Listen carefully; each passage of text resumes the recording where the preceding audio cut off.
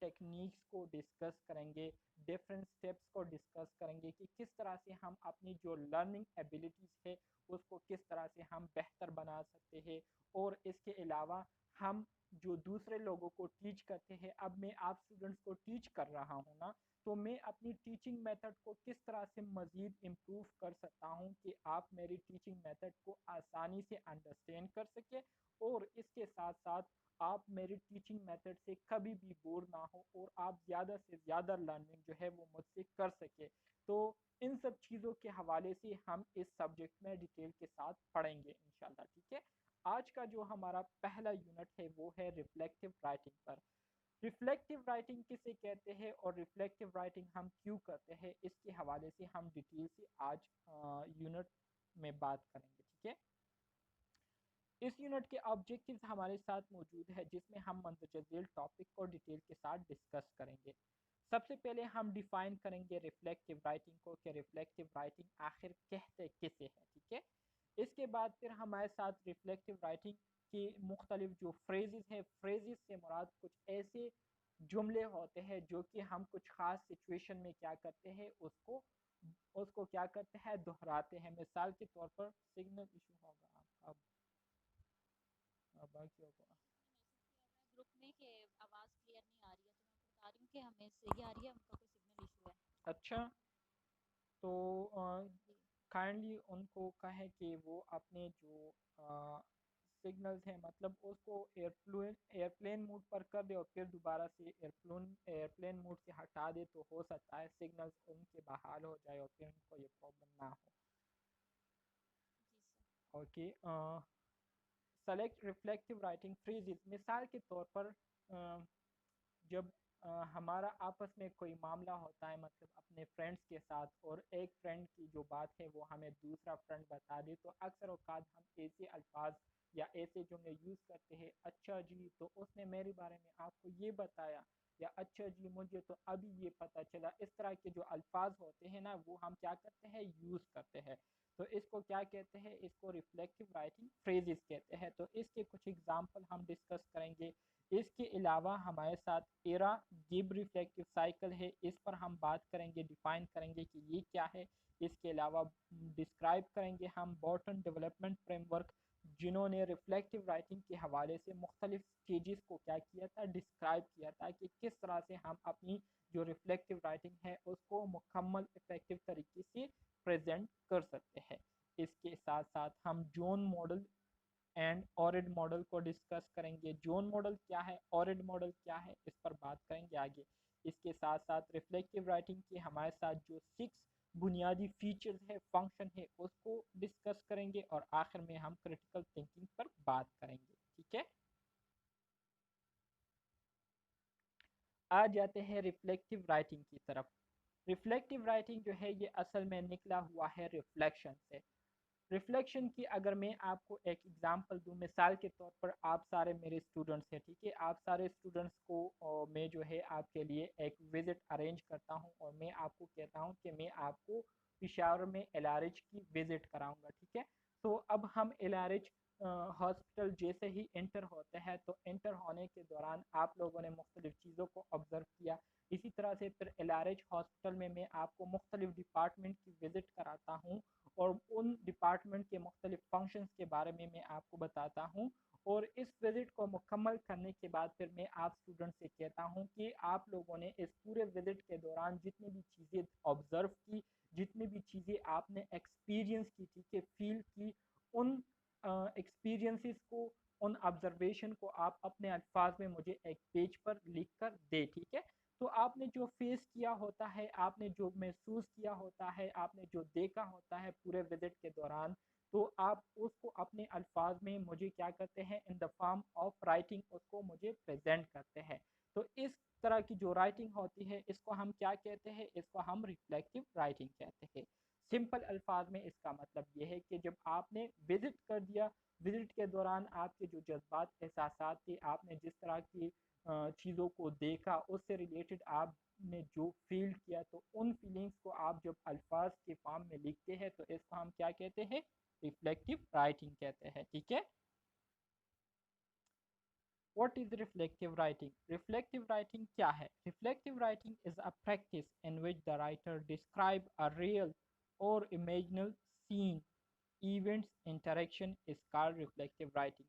वही बात है जो कि मैंने अभी आपको बताई कि रिफ्लेक्टिव राइटिंग असल में हमारे साथ एक ऐसा प्रैक्टिस होता है, एक ऐसा काम होता है जिसमें जो लिखने वाला बंदा होता है वो अपने उनके साथ जो एक्सपीरियंस हुआ होता है, उन्होंने जो फेस किया हुआ होता है, उन्होंने जिस इवेंट्स को ऑब्जर्व किया हुआ होता है या उनके माइंड में मुख्तलिफ जो ख्यालात आते हैं किसी चीज़ के हवाले से, तो उसके हवाले से वो जब अपने जज्बात को in the form of writing पेश करता है तो इसको हम क्या कहेंगे? रिफ्लेक्टिव राइटिंग कहेंगे। ठीक है।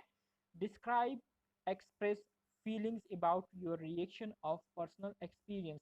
आपने ज़ाती तौर पर जिन चीज़ों को देखा होता है, जो चीज़ें आपने एक्सपीरियंस की होती है, तो उन चीज़ों के हवाले से जब आप अपने फीलिंग्स को क्या करते हैं? एक्सप्रेस करते हैं, ज़ाहिर करते हैं in the form of writing, तो इसको हम क्या कहेंगे?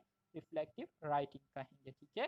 Tell the reader how you feel, tell the reader how you feel before, during, after word. ठीक है।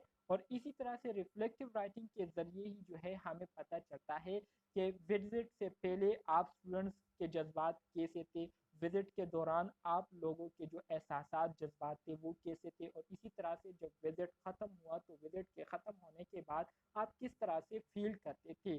तो ये इन सब चीज़ों के हवाले से हमें रिफ्लेक्टिव राइटिंग क्या करती है? डिटेल के साथ हमें इंफॉर्मेशन प्रोवाइड करती है, और इस प्रोसेस को हम रिफ्लेक्टिव राइटिंग कहते हैं। इसी तरह से फिर बात आती है क्या दोबारा बताऊं? अच्छा अच्छा, दोबारा सही है। रिफ्लेक्टिव राइटिंग से मुराद ये है कि रिफ्लेक्टिव राइटिंग असल में ये हमारे साथ एक ऐसा अमल होता है जिसमें हम क्या करते हैं, जिसमें हम अपनी कोई एक्सपीरियंस को रिमाइंड करते हुए, याद करते हुए, या हमने जो एक्सपीरियंस किया होता है, मतलब हम पर कोई सिचुएशन गुजरी हो, ठीक है, तो उस सिचुएशन के हवाले से हम जब अल्फाज में क्या करते हैं, अपने जज्बात एहसासात को क्या करते हैं? एक्सप्रेस करते हैं, शो करते हैं, दूसरे लोगों को अपने वाक़यात के बारे में बताते हैं in the form of writing. ठीक है, लिखाई के फॉर्म में। तो इस प्रोसेस को हम क्या कहेंगे? इस प्रोसेस को हम रिफ्लेक्टिव राइटिंग कहेंगे। ठीक है। मिसाल के तौर पर आप ड्यूटी के लिए गई, आज ड्यूटी के लिए गई थी, तो आज ड्यूटी के दौरान आपने जो कुछ फेस किया, ठीक है, आपने जो कुछ फील किया, आपने मुख्तलिफ पेशेंट को क्या किया? अटेंड किया। तो उन पेशेंट को अटेंड करने के दौरान, उससे पहले और उसके बाद आपकी जो फीलिंग्स थे, उन फीलिंग्स को जब आप अब मुझे राइटिंग फॉर्म में क्या करेंगी? मुझे बताएंगी, तो इसको मैं क्या कहूँगा? इसको मैं रिफ्लेक्टिव राइटिंग कहूँगा। ठीक है। ओके। अब आ जाते हैं रिफ्लेक्शन की तरफ। रिफ्लेक्शन क्या है? Usually come at the end, usually come at the end, should look back on your experience and reflect on it. इसी तरह से feeling and reactions will be there in reflection and understand why you behave the way you did. ठीक है। Reflection वही बात है जो कि आप ऑलरेडी मैंने आपको बताया कि रिफ्लेक्शन ये एक ऐसा अमल होता है जो कि जब कोई इवेंट हो जाती है, कोई सिचुएशन जो है वो गुजर जाती है, तो सिचुएशन के गुजरने के बाद रिफ्लेक्शन जो है ये क्या आती है? ये वजूद में आती है। ठीक है।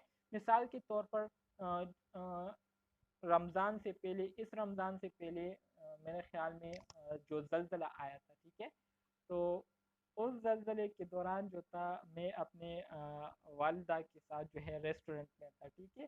तो तो जे तो जैसे ही ज़लज़ला आया, तो मेरी वालिदा जो है ना वो मुझसे पहले भाग भाग रही थी। तो ये मेरे एक फीलिंग्स है। इस फीलिंग्स को जब मैं अपनी राइटिंग फॉर्म में आप स्टूडेंट्स के साथ शेयर करूँगा तो इसको मैं क्या कहूँगा? रिफ्लेक्शन कहूँगा।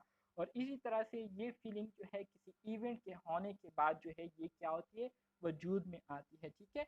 इसी तरह से रिफ्लेक्शन में हम क्या करते हैं? रिफ्लेक्शन में अपने फीलिंग्स के बारे में, और इसी तरह से जो सिचुएशन हमने फेस की होती है, उस सिचुएशन के दौरान हमारी रिएक्शन क्या थी, हमारा रिस्पॉन्स क्या था, तो उस रिस्पॉन्स के बारे में हम क्या करते हैं?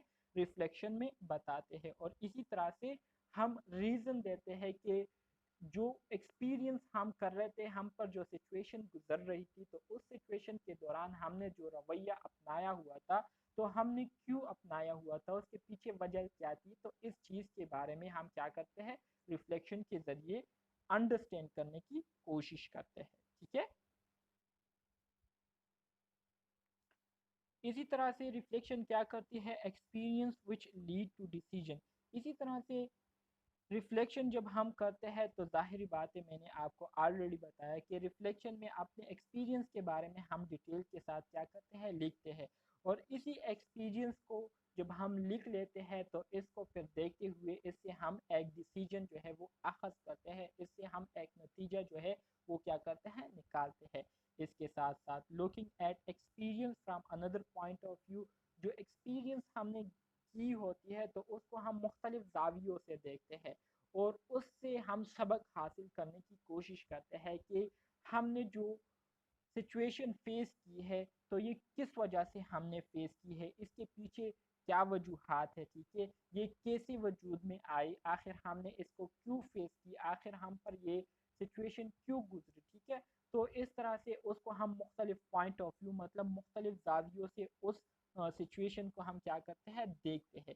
इसके अलावा critical analysis and evolution of knowledge and skills. इसी तरह से जब हम अपने एक्सपीरियंसेस के हवाले से डिटेल के साथ जब हम रिफ्लेक्टिव राइटिंग कर लेते हैं तो उस पर फिर हम क्या करते हैं, उस पर फिर हम सोच विचार करते हैं और इसी तरह से उसकी हम इवाल्वेशन करते हैं। ठीक है। उससे हम लर्निंग करने की कोशिश करते हैं और इसी तरह से अपनी जो नॉलेज और स्किल है उसमें इम्प्रूवमेंट लाते हैं कि अगर दोबारा हमें कभी इस तरह की सिचुएशन फेस करनी पड़ी तो फिर हम उस सिचुएशन में बेहतर तरीके से लाहे अमल को इख्तियार करें और हम उन सिचुएशन से आसानी से अपने आप को निकाल सके। ठीक है। Reflective expression phrases, reflective expression phrases, वही जो मैंने आपको एक एग्जांपल दी थी स्टार्ट में कि रिफ्लेक्टिव एक्सप्रेशन के हमारे साथ कुछ ऐसे जुमले होते हैं जो कि हम खास मौक़ों पर क्या करते हैं, उन जुमलों को यूज़ करते हैं। फॉर एग्जांपल में आप देखिए, but now is I look big. मिसाल के तौर पर आपको एक स्टूडेंट ने, आपको एक फ्रेंड ने आपके दूसरे फ्रेंड के बारे में जो है एक किस्सा जो है वो सुना दिया। उसको सुनने के बाद आपके मुंह से एक जुमला निकलता है, but now is I look big. या आपने अपने फ्रेंड को एक स्टोरी सुनाई और स्टोरी सुनाने के बाद आप उनको आखिर में ये कहती है कि but now is I look big, लेकिन अब मैं जब पीछे देखता हूँ तो मुझे इस तरह से महसूस होता है या मुझे इस तरह से लगता है। ठीक है। तो but now is I look big, ये हमारे साथ क्या है, ये हमारे साथ एक रिफ्लेक्टिव एक्सप्रेशन फ्रेज है, जुमला है। ठीक है। जो कि हम रिफ्लेक्शन में क्या करते हैं, यूज करते हैं। फॉर एग्जाम्पल एक नर्स है, ठीक है, उनसे जो है उन्होंने अपने पेशेंट को जो है गलत डोज जो है वो दे दिया है। ठीक है। गलत डोज देने के बाद उनको रियलाइज़ हो जाता है कि अच्छा ये तो मैंने गलत डोज दे दिया। ठीक है। फिर वो क्या करती है, अफसोस करती है कि अगर मुझे जो है अगर वो अफसोस करती है कि मुझे चाहिए था कि मैं क्या करता, मैं पहले मेडिसिन को चेक करता, उसकी वैलिडेशन करता और वैलिडेशन करने के बाद ही मैं क्या करता, पेशेंट को एडमिनिस्टर करता। तो ये जुमला इन्होंने जो यूज़ किया है इसको हम क्या कहेंगे, इसको हम रिफ्लेक्टिव एक्सप्रेशन फ्रेज कहेंगे। ठीक है। इसी तरह से रिमेम्बरिंग मेक्स मी फील, इसी तरह से दूसरा जो जुमला है वो क्या है, रिमेम्बरिंग मेक्स मी फील।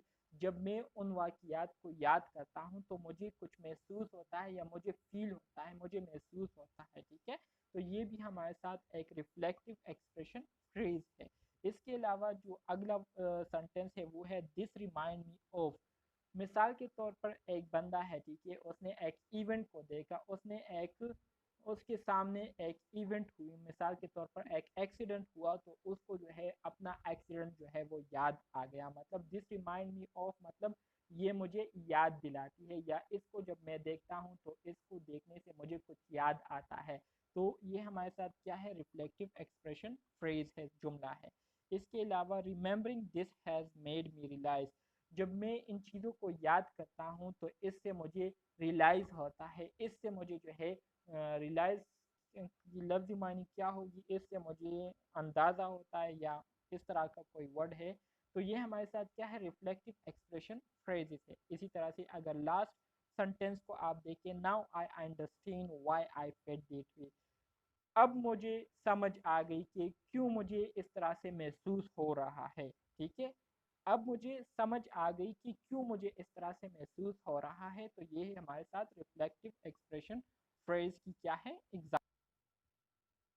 अब आ जाते हैं पर्सनल राइटिंग की तरफ। पर्सनल राइटिंग इसके वर्ड से आपको अंदाज़ा हो रहा होगा। पर्सनल राइटिंग से मुराद ये है कि आप अपनी ज़ाती जो राइटिंग करते हैं, मिसाल के तौर पर कुछ लोग होते हैं जो कि अपने रोज़मर्रा की जो डेली एक्टिविटीज़ है उसको अपने लिए एक डायरी में लिखते हैं। ठीक है, कि उनको आज के दिन उन्होंने क्या किया, ठीक है, किस तरह से उन्होंने आज के दिन की शुरुआत की थी, सुबह के टाइम उन्होंने क्या किया था, दोपहर के टाइम उन्होंने क्या किया था, इसी तरह से शाम उन्होंने कैसी गुजारी। तो अपने डेली लाइफ के बारे में वो क्या करते हैं, कुछ लिखते हैं। तो इसको हम क्या कहते हैं, इसको हम पर्सनल राइटिंग कहते हैं। तो personal writing will probably be a memory of something that has happen to you. ठीक है, पर्सनल राइटिंग से मुराद ये है कि आपके पास आपके साथ एक एक्सपीरियंस हुई है। ठीक है, आपने जो है एक सिचुएशन को फेस किया था। तो उस सिचुएशन को फेस करने के बाद आपने उसके हवाले से डायरी में जो है कुछ लिखा है। ठीक है, कुछ डिटेल लिखी है। तो इसको हम क्या कहेंगे, इसको हम पर्सनल राइटिंग कहेंगे। ठीक है, well include thoughts and feeling. Personal writing में ज़ाती तौर पर आपके जो जज्बात और आपके जो ख्यालात है उसके हवाले से एक्सप्लेनेशन होगी। ठीक है, इसके साथ साथ रिटन इन फर्स्ट पर्सन, और इसमें बंदा जो है अपने बारे में ही बात करता है, दूसरे लोगों के बारे में पर्सनल राइटिंग में बंदा बात नहीं करता। जितने भी वो लिखाई करता है तो अपने आप से रिलेटेड वो क्या करता है, उसमें लिखता है। ठीक है, मेथड है जो कि आपको यहाँ बताइए एग्जामिनेशन के हवाले से। रिफ्लेक्टिव राइटिंग जो है ना, ये इम्पोर्टेंट है। ठीक है, सर किस तरह के एमसीक्यूज आएंगे? इस तरह के एमसीक्यूज आएंगे जैसे कि ये आपके सामने give model of reflective writing है, तो आपसे पूछ सकते हैं कि give model of reflective writing में हमारे साथ कितने स्टेजेस है। तो इसमें टोटल 6 स्टेजेस है। फिर आपसे ये भी पूछ सकते हैं कि जो फीलिंग स्टेज है, ठीक है, जो फीलिंग स्टेज है, तो फीलिंग स्टेज में क्या होता है, हम क्या करते हैं, या जो एनालिसिस फेज है, एनालिसिस फेज में क्या करते हैं, या जो कंक्लूजन फेज है, कंक्लूजन फेज में हम क्या करते हैं। तो इस तरह के एमसीक्यू जो है आ सकते हैं। ठीक है, जी सर। स्टार्ट करते हैं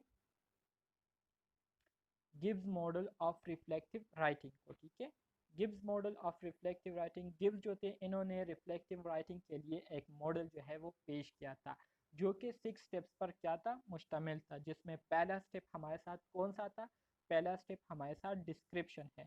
डिस्क्रिप्शन में क्या होता है, डिस्क्रिप्शन में जो हुआ होता है, जो सिचुएशन पैदा हुई होती है, ठीक है, जो हमने एक्सपीरियंस किया होता है, तो उसके बारे में हम क्या करते हैं, डिस्क्रिप्शन में बताते हैं। मतलब व्हाट हैपन, क्या हुआ। ठीक है, आपके साथ जो कुछ हुआ होता है तो उसके बारे में आप क्या करते हैं, डिस्क्रिप्शन में आप डिस्क्राइब करते हैं। फिर इसी तरह से जो दूसरा फेज है वो हमारे साथ क्या है, फीलिंग्स है। आपके साथ जो हुआ था तो उसके होने के दौरान और उसके होने के बाद आपके जो जज्बात थे, आपके जो फीलिंग्स थे, आप जो सोच रही थी, तो आप क्या सोच रही थी, तो उसके बारे में क्या करना होता है, उसके बारे में फिर आपने फीलिंग स्टेज में क्या करना होता है, बताना होता है। तीसरा जो फेज है उसको हम क्या कहते हैं, इवॉल्वेशन कहते हैं।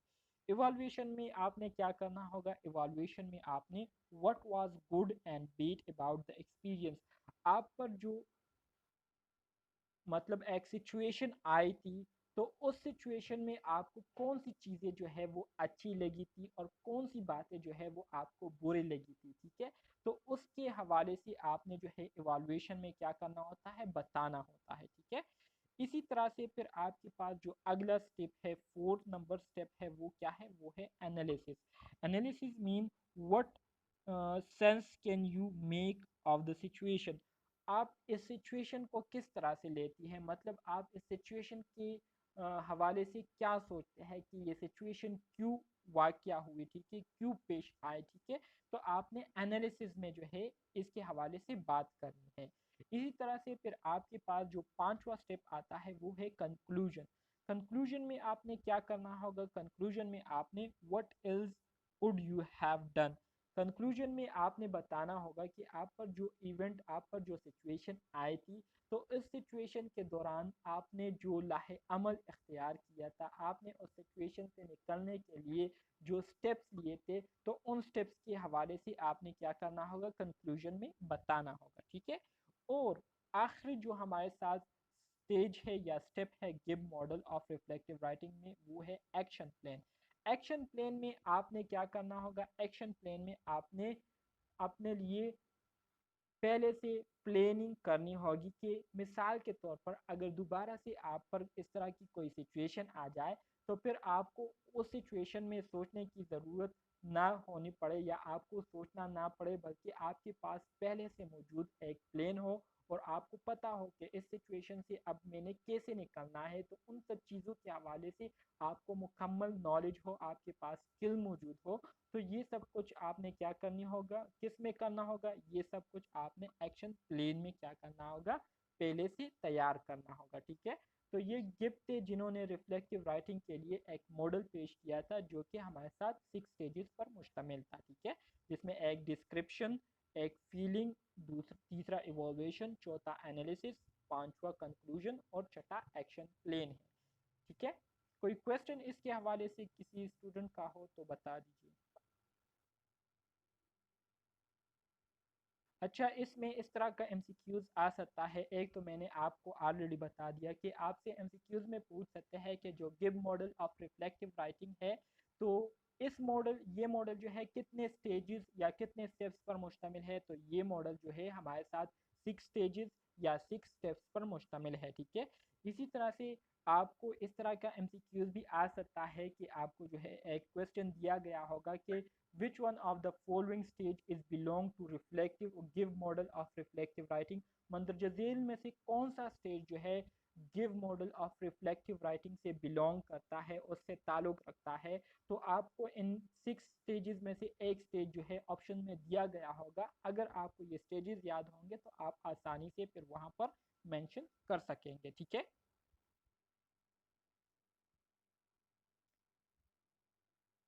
इसी तरह से फिर हमारे साथ दूसरा मॉडल है जो कि 1970 में पेश किया गया था, जो कि कौन सा है, बोर्टन डेवलपमेंट फ्रेमवर्क। बोर्टन डेवलपमेंट फ्रेमवर्क ये 1970 में इसको पेश किया गया था।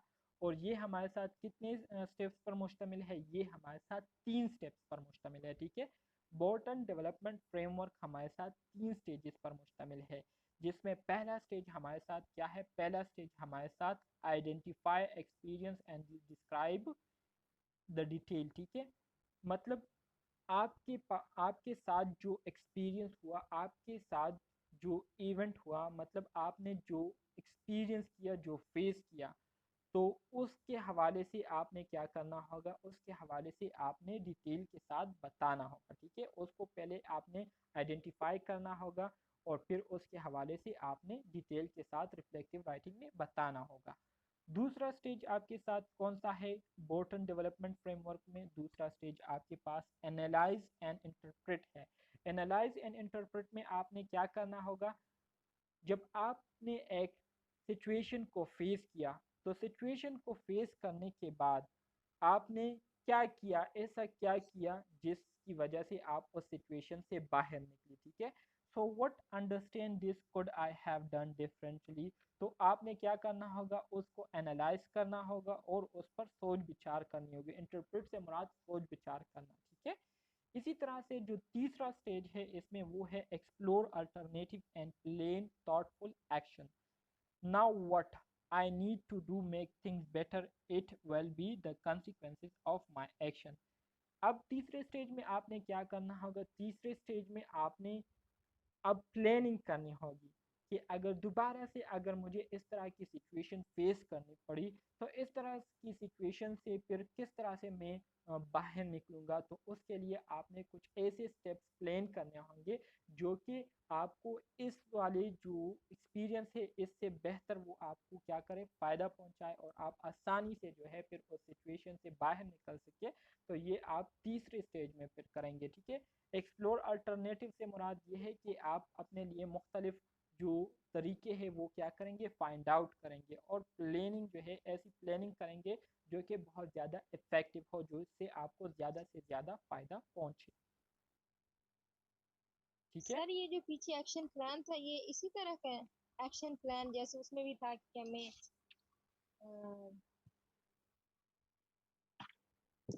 किधर गए हैं? एक्शन प्लान भी यही था, इसमें भी हमने अपने फ्यूचर के लिए खुद को बिल प्रिपेयर हाँ करना कि था बिल्कुल ताकि वो बिल्कुल और इसमें भी यही है, बिल्कुल और इसमें बिल्कुल। भी यही सर है ना? हाँ जी, बिल्कुल इसमें बिल्कुल। लेकिन जो ठीक। गिब्स ने जो मॉडल के पेश बारे में किया था तो आपने उसने बताना उस होगा, मॉडल ठीक को है। 6 स्टेजेस। तो हाउ डिड इट फील, जब आप एक्सपीरियंस कर रही थी, जब आप एक सिचुएशन को फेस कर रही थी तो इस दौरान आपके जज्बात, आपके एहसासात क्या थे।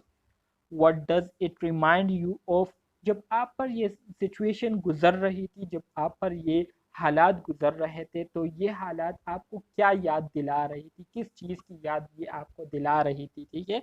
इसके हवाले से आप बताएंगे इसमें। इसके साथ साथ did you feel successful, effective and knowledgeable, आप पर जो सिचुएशन गुजरी, आपने जिन हालात को फेस किए, तो आया इन हालात को फेस करने के दौरान आपको कामयाबी मिली, आया इससे आपको कोई फ़ायदा पहुंचा, या आया इससे आपने कोई नॉलेज गेन की या नहीं, कुछ सीखा या नहीं।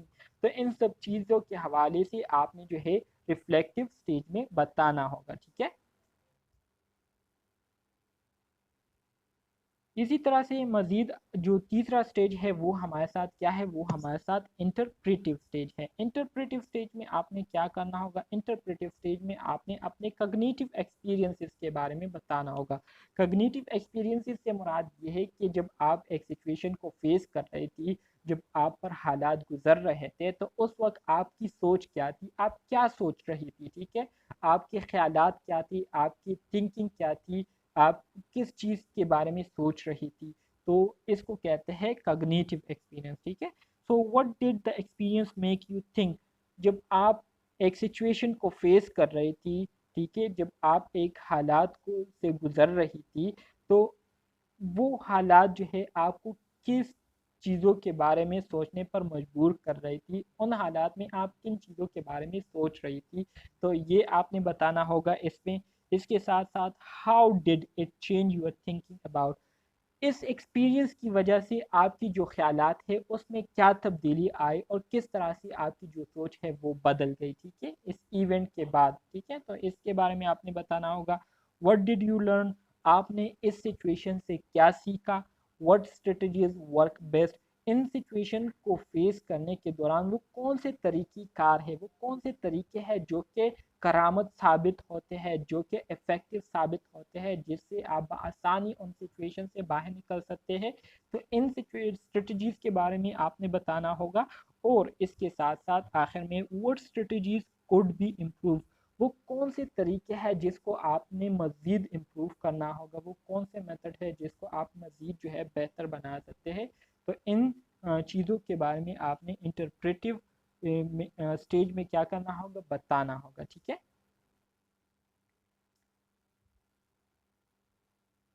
इसी तरह से फिर हमारे साथ जो अगला स्टेज आता है, लास्ट स्टेज ऑरेंज मॉडल का, तो वो क्या है, वो हमारे साथ डिसीजनल मॉडल है या डिसीजनल स्टेज है, ठीक है। इसमें आपने क्या करना होगा, can you translate your experience into a new way of thinking.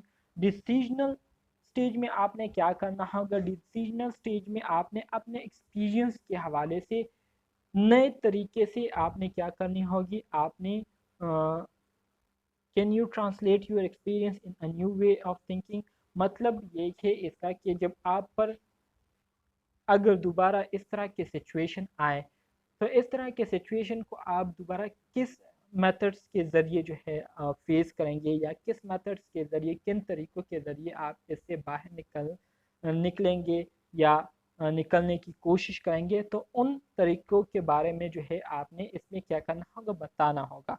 Like what will you do differently next time, अगर कभी दोबारा आप पर इस तरह की सिचुएशन आए तो उसके लिए आपने क्या मुख्तलिफ सोचा है, या कौन से नए तरीके आपने सोचे हैं, ठीक है। ये आपने डिसीजनल स्टेज में बताना होगा, लिखना होगा। How will this experience effect your personal choices, किस तरह से आपकी जो एक्सपीरियंस आपने किया है, ठीक है, जो फेस आपने किया है, किस तरह से ये आपकी जो पर्सनल चॉइसेस है, ठीक है, उसको मुतासिर कर सकती है, आपकी जो करियर है उसको मुतासिर कर सकती है, या यूज़ ऑफ न्यू स्किल और इंफॉर्मेशन, या आप जो नए स्किल्स यूज़ करने वाले हैं, या आपने जो नई इंफॉर्मेशन हासिल की है, तो ये किस तरह से ये एक्सपीरियंसेस इसको मुतासिर कर सकती है, इसके हवाले से आपने डिसीजनल स्टेज में बताना होगा। और इसके साथ साथ what opinion have you form and why, अब आपके जो ओपिनियन है वो क्या है, ठीक है, और क्यों है, मतलब आपके इन एक्सपीरियंसेस के बारे में, इन सिचुएशंस के बारे में क्या ओपिनियन है, क्या एक्सपीरियंसेस है, क्या सोच विचार है, तो इसके बारे में आपने क्या करना होगा, बताना होगा, ठीक है, डिसीजनल स्टेज में।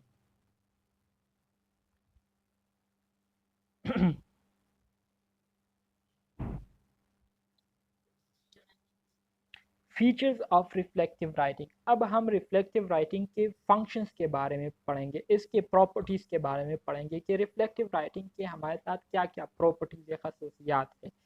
सबसे पहले reason of writing, reason of writing से मुराद ये है कि ये रिफ्लेक्टिव राइटिंग हम क्यों करते हैं, ठीक है, क्यों अपने एक्सपीरियंसेस के हवाले से हम लोगों को वजाहत के साथ बातें करते हैं, लोगों को बताते हैं, तो इसके पीछे वजह क्या है। डिलिब्रेट एंड पर्पसफुल, ठीक है, commit self to identify learning, हम रिफ्लेक्टिव राइटिंग इस मकसद के लिए करते हैं कि रिफ्लेक्टिव राइटिंग के दौरान हमें एक मुकम्मल हिस्ट्री मिल जाती है उन एक्सपीरियंसेस के बारे में, उन इवेंट्स के बारे में, उन सिचुएशंस के बारे में जो कि हमने फेस की होती है, जो कि हम पर गुजरी हुई होती है, और इसी तरह से इन इवेंट्स के हवाले से, इन सिचुएशंस के हवाले से हम उस टाइम जो सोच रहे थे, हमारे उस टाइम जो ख्यालात थे, जो जज्बात थे, हमने उस टाइम जो स्टेप्स लिए थे, तो इन सब चीज़ों के बारे में हम रिफ्लेक्टिव राइटिंग में लिख देते हैं। और इसी तरह से रिफ्लेक्टिव राइटिंग को फिर जब हम एनालाइज करते हैं, उस पर जब हम सोच विचार करते हैं, तो इससे हमें अंदाज़ा हो जाता है कि उस इवेंट को फेस करने के दौरान हमसे कौन कौन सी गलतियां हुई थी, ठीक है, हमने कौन कौन से स्टेप जो है वो गलत किए थे, जिससे हमें मज़ीद नुकसान जो है था वो उठाना पड़ सकता था। तो इसी तरह से रिफ्लेक्टिव राइटिंग को करने का पहला वजह ये होता है कि इसके ज़रिए हम अपनी जो लर्निंग है उसको हम क्या कर लेते हैं, मज़ीद इम्प्रूव कर लेते हैं, और आइडेंटिफाई कर लेते हैं कि वो कौन सी चीज़ें हैं जिसमें हमें लर्निंग की ज़रूरत है, जिसको हमें मज़ीद इम्प्रूव करनी चाहिए, ठीक है। तो ये वजह है जो कि जिसकी वजह से हम क्या करते हैं, रिफ्लेक्टिव राइटिंग करते हैं, ठीक है। इसी तरह से जो दूसरी प्रॉपर्टी है रिफ्लेक्टिव राइटिंग की, वो ये है कि writing can help us to order our thoughts. ज़ाहिरी बात है, जब हम रिफ्लेक्टिव राइटिंग को कर लेते हैं, लिख लेते हैं, तो रिफ्लेक्टिव राइटिंग को लिखने के बाद हम फिर उसको जब एनालाइज करते हैं, जब उस पर हम सोच विचार करते हैं, जब उसको हम समझने की कोशिश करते हैं, तो बहुत सारी ऐसी चीज़ें हमें देखने को मिल जाती है जो कि उस टाइम हमने ठीक तरीके से नहीं की होती। तो रिफ्लेक्टिव राइटिंग करने से हमें एक हेल्प ये भी मिलती है कि इसके ज़रिए हम अपनी जो थिंकिंग है, अपने जो प्लेन्स है, उसको क्या कर लेते हैं, उसको दोबारा से रीअरेंज कर लेते हैं, और इसी तरह से अपने जो थॉट्स है, ठीक है, उसको हम क्या कर लेते हैं, उसको हम दोबारा से एक ऑर्डर में अरेंज कर लेते हैं। और इसी तरह से फिर हम काइंडली अपने ये माइक्स ऑफ कर दे काइंडली।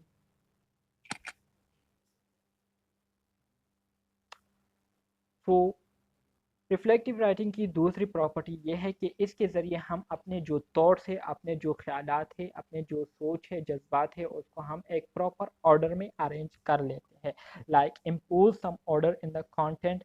जैसे कि मिसाल के तौर पर एक सिचुएशन पेश आई थी कि उसकी रिफ्लेक्टिव राइटिंग आपने कर ली, उससे आपको पता चला कि इस इवेंट के दौरान मुझसे ये गलतियां हुई थी, मुझे इस तरह से नहीं करना चाहिए थे, बल्कि इस तरह से मुझे स्टेप्स फॉलो करने चाहिए थे।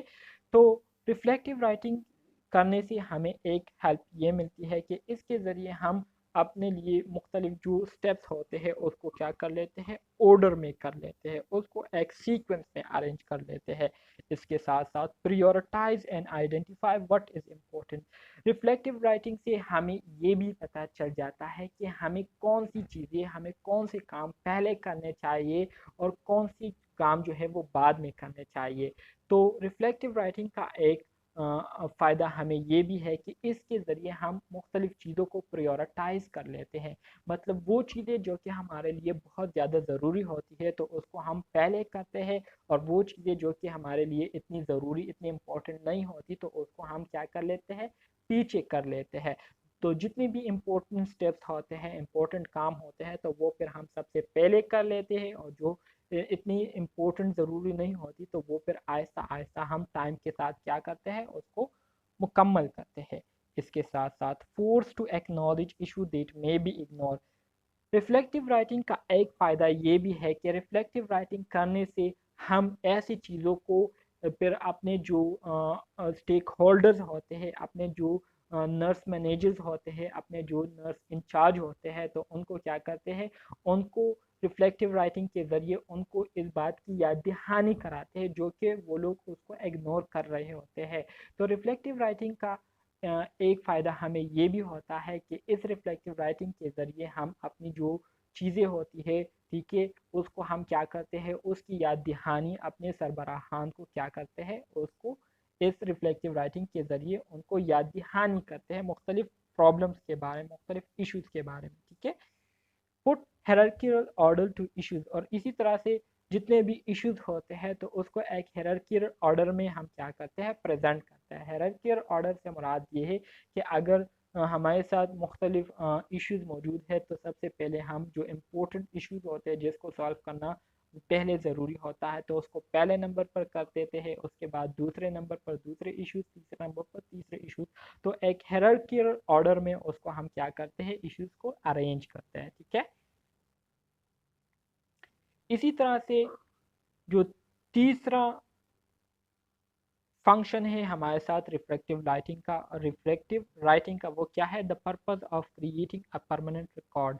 ज़ाहिरी बात है, मिसाल के तौर पर हॉस्पिटल में जो है एक इमरजेंसी जो है वो नाफिस हो गई, तो उस इमरजेंसी के दौरान जो है मुख्तलिफ इवेंट जो है वो आपने ऑब्ज़र्व किए, तो उस इवेंट के हवाले से आपने एक रिफ्लेक्टिव राइटिंग डॉक्यूमेंट जो है वो तैयार कर लिए। तो रिफ्लेक्टिव राइटिंग डॉक्यूमेंट्स तैयार करने का मतलब ये हो गया कि आपको अब ये बातें जो है आपसे कभी भी जो है ये गुम नहीं होंगी, कभी भी आप इसको नहीं भूलेंगे, और आपके पास जो है एक मुकम्मल डिटेल जो है वो मौजूद होगी उन इवेंट्स के बारे में, उन चीज़ों के बारे में जो कि आपने इमरजेंसी के दौरान ऑब्ज़र्व किए थे, ठीक है। तो फिर आपसे जो इम्पोर्टेंट बातें हैं वो भूलेंगे नहीं, और आपके पास एक परमानेंट रिकॉर्ड जो है वो मौजूद होगी। तो provide a Fuller picture of what has going on, ठीक है। तो इसके ज़रिए आपको एक मुकम्मल जो है आपके पास एक मुकम्मल रिकॉर्ड होता है कि उस ख़ास इमरजेंसी सिचुएशन में क्या होता रहा, ठीक है, आपने क्या नोटिस किया, आपने क्या ऑब्ज़र्व किया, तो उसके हवाले से आपके पास एक मुकम्मल रिकॉर्ड मौजूद होता है। इसके साथ साथ कैन नॉट फॉरगेट और इग्नोर इवेंट। और इसी तरह से फिर इसको ना कोई भुला सकता है और ना ही इसको कोई इग्नोर कर सकता है, क्योंकि वो ऑलरेडी आपके पास डॉक्यूमेंट फॉर्म में मौजूद होता है, रिटन फॉर्म में आपके पास मौजूद होता है, ठीक है। इसी तरह से creativity through writing. Creativity through writing से मुराद ये है कि जब हम रिफ्लेक्टिव राइटिंग करते हैं तो रिफ्लेक्टिव राइटिंग करने का सिर्फ ये मकसद नहीं है कि हमने जो इवेंट फेस किए थे तो उसके हवाले से हम लोगों को डिटेल के साथ बताएं, बल्कि हम अपने इवेंट को कुछ ऐसे अंदाज में बताएं जिससे पढ़ने वाले लोग जो है आपकी जो लिखाई है, आपने जो बात की है उसकी तरफ मुतवज्जे हो, ठीक है, और आपकी बात को जो है वो गौर से सुनने लगे, ठीक है, आपकी बात को वो इम्पोर्टेंस देने लगे और आपकी बात को जो है लोग मुकम्मल सुने। तो इसको क्या कहते हैं, इसको क्रिएटिविटी थ्रू राइटिंग है। मतलब आपने अपने राइटिंग में क्रिएटिविटी को लानी है, आपने ऐसे अंदाज में अपनी जो सिचुएशन है, अपनी जो रिफ्लेक्शन है उसको प्रेजेंट करनी है जिससे पढ़ने वाले जो है लुत्फ अंदोज हो, ठीक है, उनको पढ़ने में जो है मज़ा आए और वो दिलचस्पी के साथ आपकी जो रिफ्लेक्शन है उसको क्या करे, उसको पढ़े। So may lead to creative thinking where actions are not only justified and defended but development of new understanding and perspective are achieved or understanding of past situations are seen by different dimension, ठीक है। तो वही बात है जो कि मैंने आपको कही। तो जब आप क्रिएटिविटी अपनी राइटिंग में लाएंगे तो फिर लोग उसको जो है क्या करेंगे, उसको फिर बेहतर तरीके से उसको पढ़ेंगे, उस पर सोच विचार करेंगे और आपकी जो लिखाई है उसको फिर मुख्तलिफ डायमेंशन से देखेंगे। मुख्तलिफ डायमेंशन से मुराद मुख्तलिफ जावियों से उसको देखेंगे, उसको उस पर सोच विचार करेंगे, ठीक है। इसी तरह से using writing to develop logical skills, ज़ाहिरी बात है जब आप रिफ्लेक्टिव राइटिंग करते हैं तो रिफ्लेक्टिव राइटिंग में आप अपने पूरे इवेंट के बारे में बताती है, आपने जो फेस किया होता है, आपने जो एक्सपीरियंस किया हुआ होता है और उस दौरान आपके जो स्टेप्स आपने लिए थे, ठीक है, तो इन सारी चीज़ों के बारे में आप बताते हैं। तो रिफ्लेक्टिव राइटिंग का एक फीचर ये भी है कि इसके ज़रिए हम क्या करते हैं, लॉजिकल स्किल्स हम क्या करते हैं अपने आप में डेवलप करते हैं। ज़ाहिरी बात है उन सिचुएशन के दौरान आपने जो स्टेप्स लिए थे, आपने जो इकदामात उठाए थे, तो उसके पीछे कुछ ना कुछ वजूहात थे, कुछ ना कुछ जो है रीज़न थे जिसकी वजह से आपको जो है वो स्टेप्स उठाने पड़े। तो रिफ्लेक्टिव राइटिंग में आप उन रीज़न्स के बारे में भी क्या करते हैं, वो बताते हैं, उनको जो है लिखते हैं कि जो स्टेप्स आपने लिए थे तो उसके पीछे क्या वजह थी, और इसी तरह से आप रीजंस के साथ जो है लॉजिक्स के साथ अपनी बात को जो है आगे प्रेजेंट करते हैं। तो इससे एक लॉजिकल स्किल जो है वो लिखने वाले में क्या होती है, पैदा होती है, ठीक है, रिफ्लेक्टिव राइटिंग से। इसी तरह से using writing to develop critical thinking, writing जब हम रिफ्लेक्टिव राइटिंग करते हैं तो रिफ्लेक्टिव राइटिंग करने के दौरान हम पूरे वाक़ये को लिख रहे होते हैं, ठीक है, उस वाक़ये के दौरान हमने क्या इक़दामात किए थे, ठीक है, उसके क्या असरात हम पर मुरतब हुए थे और हमारे इर्द गिर्द माहौल पर क्या असरात मुरतब हुए थे, इसी तरह से क्या नताइज उसके निकले थे। तो इन सारी चीज़ों को लिखते लिखते आपकी जो थिंकिंग है वो क्या हो जाती है, क्रिटिकल हो जाती है। क्रिटिकल थिंकिंग क्या है, क्रिटिकल थिंकिंग ये हमारे साथ एक ऐसी थिंकिंग होती है, इसको हम इमरजेंसी थिंकिंग भी कहते हैं। मतलब एक शॉर्ट टाइम पीरियड में आप ऐसे इकदाम उठाए जिसके आपको ज़्यादा से ज़्यादा फ़ायदे पहुँचते हो और उसके नुकसान जो है वो कम हो। तो इसको हम क्या कहते हैं, इसको हम क्रिटिकल थिंकिंग कहते हैं। क्रिटिकल थिंकिंग जो है ये ख़ास तौर पर हम इमरजेंसी सिचुएशन में करते हैं। मिसाल के तौर पर आपके पास एक पेशेंट, एक फायर आर्म का पेशेंट जो है वो आ गया, ठीक है, तो उस दौरान आप उनसे हिस्ट्री नहीं लेंगे, उनसे आप सब्जेक्टिव ऑब्जेक्टिव हिस्ट्री नहीं लेंगे, बल्कि उनको आप देखेंगे, ठीक है, उनके वाइटल साइन खुद ब खुद चेक करेंगे और इसी तरह से उसके सिचुएशन को देखते हुए आप क्या करेंगे, स्टेप्स को फॉलो करेंगे, ठीक है, और इसी तरह से उनको एक ऐसी केयर देंगे जिससे उनकी जो सेहत है वो ख़तरे से बाहर निकल सके, ठीक है। तो इस तरह की जो स्टेप्स होते हैं, इकदाम हम करते हैं, ठीक है, प्लानिंग करते हैं, तो ये सारी चीज़ें हमारे साथ क्रिटिकल थिंकिंग में आती है। तो ज़ाहिरी बात है जब हम रिफ्लेक्टिव राइटिंग करते हैं तो इससे हमारी जो क्रिटिकल थिंकिंग है उसमें भी इम्प्रूवमेंट आती है, उसमें भी बेहतरी आती है। Critical thinking involve problem solving, reasoning, considering opposing viewpoints and attitude of inquiry, ठीक है।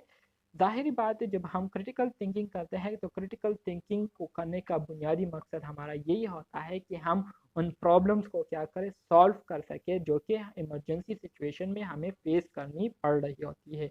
इसी तरह से जो स्टेप्स हम ले रहे होते हैं तो उसके पीछे क्या वजूहात है, उन वजूहात के बारे में हम क्रिटिकल थिंकिंग में क्या करते हैं, सोचते हैं। इसी तरह से दूसरे लोगों के वो व्यू पॉइंट्स क्या है, ठीक है, जो आपके साथ टीम वर्कर है उनके व्यू पॉइंट्स क्या हैं, उनके ख्यालात क्या है, हो सकता है उनके ख्यालात आपके अगेंस्ट हो, ठीक है, आपके मुतरादिफ हो, तो उसको हैंडल करना और इसी तरह से अपने एटीट्यूड को किस तरह से आपने रखना है, ठीक है, क्रिटिकल थिंकिंग के दौरान या प्रॉब्लम्स को सॉल्व करने के दौरान। तो ये सारी चीज़ें हम क्या करते हैं क्रिटिकल थिंकिंग के दौरान इसको हम देखते हैं और इसको हम फॉलो करते हैं, ठीक है।